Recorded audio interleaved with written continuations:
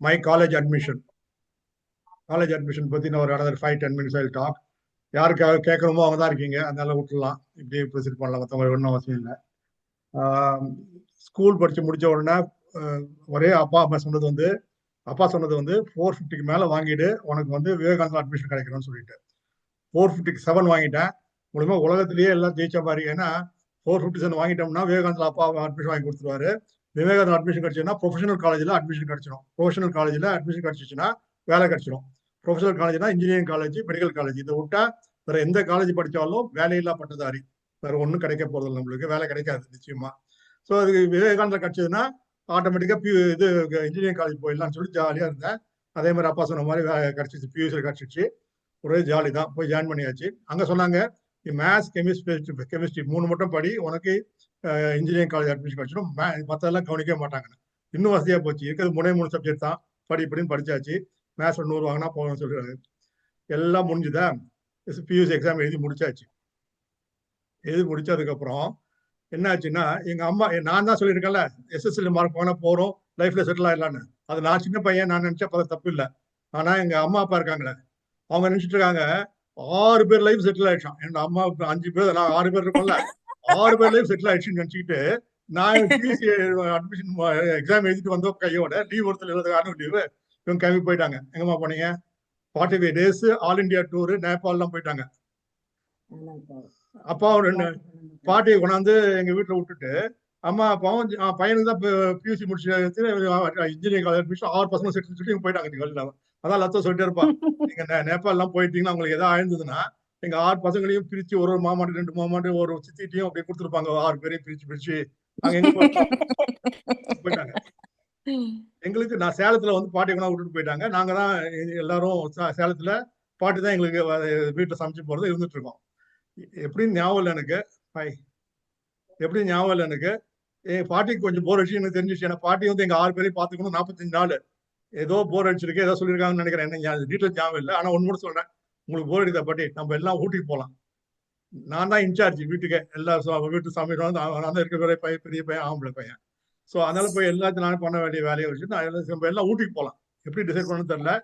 பஸ்ல எல்லாத்தையும் கூட்டிட்டு, அது ஞாபகம் இல்லை எனக்கு. பாட்டி கூட்டு போனது ஞாபகம் இருக்கு, ஊட்டி போனது ஞாபகம் இருக்கு. எப்படி இந்த 6 பேரையும் கூட்டிட்டு போனோம். எவ்வளவு வயசு ஆச்சு உனக்கு? அப்போ எனக்கு 75. நான் 3rd ஸ்டாண்டர்ட்ல இருந்தேன். இந்த 6 பேரையும் பாட்டி எல்லாம் கூட்டிட்டு 7 பேரும் எப்படி தெரியுமோ லெட்டர் எழுதி போட்டுட்டு டிபிஎஸ் கொண்டு வெலிங்டன் தாத்தா வீட்டுக்கு போயிட்டோம். பஸ்ல சேலத்துல இருந்து பஸ் பிடிச்சி போயிருக்கோம். எப்படி ஆட்டோ பிடிச்சி பஸ் ஸ்டாண்டு போனோம், எப்படி பஸ் ஞாபகம் இல்லை. பஸ்ல போனது ஞாபகம் இருக்கு, பாட்டி கூட போனது ஞாபகம் இருக்கு. போயிட்டோம். போறதுக்கு முன்னாடி ஃப்ரெண்ட்ஸுக்கு எல்லாம் வந்து லெட்டர் எழுதி, இது வேற அப்பப்போ டெய்லி லெட்டர் எழுதுவோம்ல, இது மாதிரி ஊட்டிக்கு போறேன், இனிமே லெட்டர்ஸ் எழுதும் போது வெலிங்டன் அட்ரஸ் எழுது, இன்னும் அங்கேயே இருக்க போற மாதிரி எழுதிட்டு நான் போயிருக்கேன். நான் வெலிங்டன் போனதுக்கு அப்புறம் பாட்டி வீட்டுல அங்க ஐ திங்க் தாத்தா வந்தாங்களான்னு தெரியல. ஐ டோன்ட் நோ தாத்தா கேம் தேர். நாங்க மட்டும் தாத்தா எங்க போனாங்க? அதான்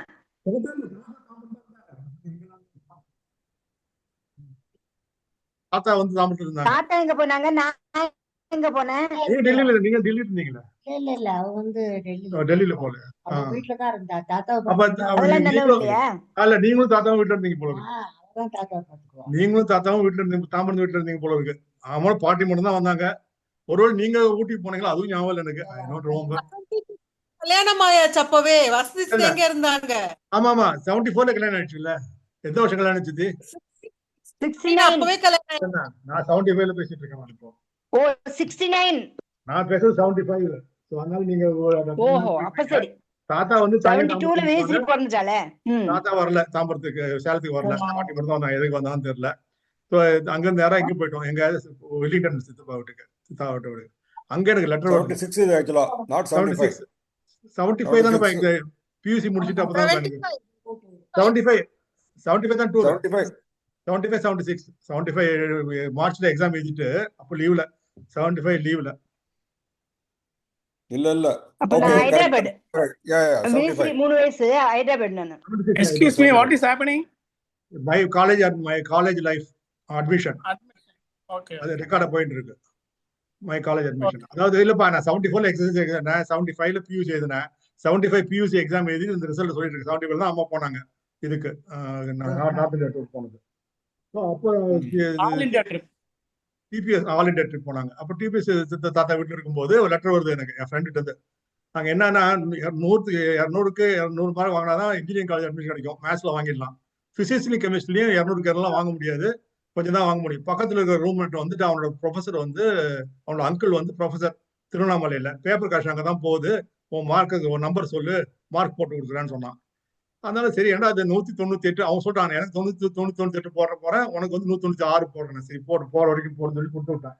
அவன் லெட்டர் எழுதுறான், நீ இது மாதிரி சொல்லியிருந்த, எங்க மாமா மார்க் எல்லாம் போட்டாரு, 196 போட்டாரு, ஆனா எக்ஸாமினேட்டர் வந்து புடிச்சிட்டாங்க, அப்படி தமிழ்ல தான் புடிச்சிட்டாங்க, அவன் மாட்டணும் நம்ம அப்படின்னு அவன் இது போட்டான் லெட்டர். அடப்பாவி என்னடா ஆச்சுன்னு சொல்லிட்டு விட்டோம். சரி வந்திருக்கும் நல்லா சரின்னு சொல்லிட்டு ஒத்துட்டு வந்தாச்சு ஸ்கூல்ல கூட்டிட்டு போய் திரும்பி வந்துட்டோம். அப்புறம் திருப்பி சேலத்துல இருக்கும்போது எக்ஸாமினேஷன் ரிசல்ட் வருது பேப்பர்ல.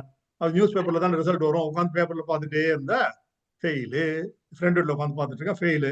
அப்ப நினைச்சா சரி, இது எக்ஸாம் பேப்பரை பிடிச்சிட்டான், அதனால ஃபெயில் பண்ணிட்டாங்க போல இருக்கு இந்த வருஷத்துக்கு, ஒரு வருஷம் சோகமே. ஃப்ரெண்ட் வீட்டில் தான் டிவி போய் பேப்பர் பார்த்துட்டு வரேன் வீட்டுக்கு வந்தா பாட்டி இருக்காங்க. டெலகிராம் வந்திருக்கு எனக்கு, எங்க இருந்து தாத்தாட்டு இருந்து, தாம்பரத்துல இருந்து டெலகிராம் வந்திருக்கு. ஷாக்கிங் நியூஸ், பாஸ்ட் இன் 3rd கிளாஸ். ஷாக்கிங் நியூஸ்னு பார்த்தா தெரிய போயிருந்தா ஃபெயில் ஆயிட்டு, ஷாக்கிங் நியூஸ் பாஸ்ட் இன் 3rd கிளாஸ். அதான் தாத்தா ஷாக். ஆனா 3rd கிளாஸ் பாஸ். திருப்பி ஃப்ரெண்ட் வீட்டு சைக்கிள் எடுத்து போய், பேப்பர் வீட்டுல இல்லைன்னு தெரியல, சைக்கிள் எடுத்து ஃப்ரெண்ட் வீட்டுக்கு போய் பார்த்தா நான் வந்து ஃபர்ஸ்ட் கிளாஸ்ல நேம் இருக்கான்னு பார்த்தேன், இல்ல நம்பர் இருக்கான்னு விட்டுட்டேன்.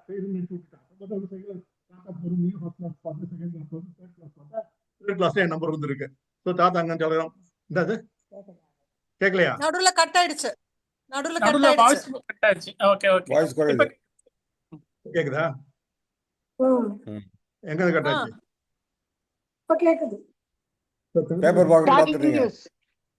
தாத்தா லெட்டர் வந்தது இல்ல. ஸோ அப்போ வந்து இந்த டெலர் வந்த உடனே அன்னைக்கே உடனே கிளம்பி நான் சென்னை வந்துட்டேன். பாபுட்ட பொருளை வந்துட்டு வீட்டு பொறுப்பு நீ தான் பார்த்துக்கோன்னு சொல்லிட்டு பாபுட்ட விட்டுட்டு நான் தாம்பரம் தாத்தா வீட்டுக்கு வந்துட்டேன். தாம்பரத்துக்கு அடுத்த நாள் காலையில் விவேகானந்த காலேஜ் பார்த்தா சர்டிஃபிகேட் வாங்கி பார்த்தா அப்பதான் தெரியுது தமிழ்ல வந்து மார்க் கம்மி. நான் வந்து இதுக்கு பிசிக்ஸ்ல முடிச்சதுனால அவுட்னு நினைச்சேன். கஷ்டப்பட்டா தமிழ்ல வந்து ரொம்ப கம்மி மார்க், ஃபெயில் மார்க், பாஸ் மார்க்கே வாங்கல.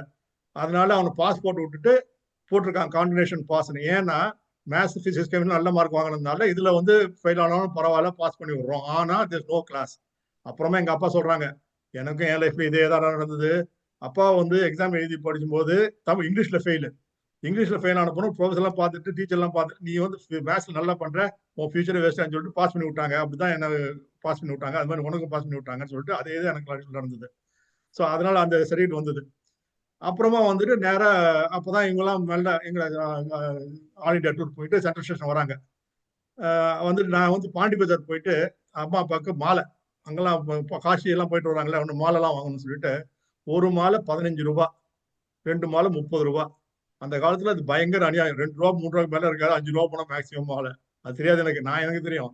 அவங்க வேற நல்லா ஏமாத்திட்டாங்க. அவங்க அம்மா அப்பா வராங்கன்னு சொல்றேன், காசி போயிருக்காங்கன்னு சொல்றேன், வாங்கிக்கப்பா தம்பின்னு சொல்லி தள்ளி கை விட்டு கட்டி விட்டாரு. 30 ரூபாய்க்கு மாலை வாங்கிட்டு சென்ட்ரல் ஸ்டேஷனுக்கு போய் அம்மா அப்பாவுக்கு மாலை போட்டு வந்துட்டு அப்புறம் தான் சொல்றேன். அது வரைக்கும் அம்மா அப்பாவுக்கு தெரியாது என்ன ஆச்சு, ரிசல்ட் ஒன்றும் தெரியாது. இது மாதிரி ஆச்சு ஆளா இருக்கா சொல்றேன். எங்க அப்பா சொன்னாங்க, அதுக்கெல்லாம் கவலையே படாத, கருணாநிதி நம்ம கையில இருக்காரு, போன் பண்ணி சொன்னா போறோம், உனக்கு இன்ஜினியரிங் காலேஜ் அட்மிஷன் கிடைச்சிடும், நீ கவலைப்படாதுன்றாரு. சரி அப்புறம் என்ன, அப்பா சொல்லிட்டாருன்னு சொல்லி ஜாலியாக சுத்திட்டு இருந்தோம். அப்புறம் பார்த்தா இந்த கிளாஸ்ல ஃபர்ஸ்ட் ரேங்க் வாங்கினவங்க எல்லாருக்குமே வந்து இன்ஜினியரிங் காலேஜ் அட்மிஷன் கிடைக்குதோ இல்லையோன்னு சொல்லி பிஎஸ்சி ஜாயின் பண்ணுவாங்க. பிஎஸ்சி கெமிஸ்ட்ரியோ பிஎஸ்சி மேத்ஸ் ஏதோ ஜாயின் பண்ணுவாங்க. அடிச்சுன்னு கிடைச்சதான் விட்டுட்டு போவாங்க. நான் அப்படிலாம் இல்லை, நம்மளுக்கு தான் கிடைக்க போதேன், எதுலையும் ஜாயின் பண்ணல. அது ஜாயின் பண்ணிட்டு எல்லா காலேஜ் அட்மிஷனும் க்ளோஸ். பிஎஸ்சி எல்லாம் ஜாயின் பண்ணவே கிடையாது. ஜாலியா விட்டுட்டு நான் பாட்டுக்கு சஃபேர் தேட்டர் போயிட்டு ப்ளோ ஹார்ட் ப்ளோ கோல்டா படம் பார்த்துட்டு ஜாலியா சுத்திட்டு இருந்தேன்.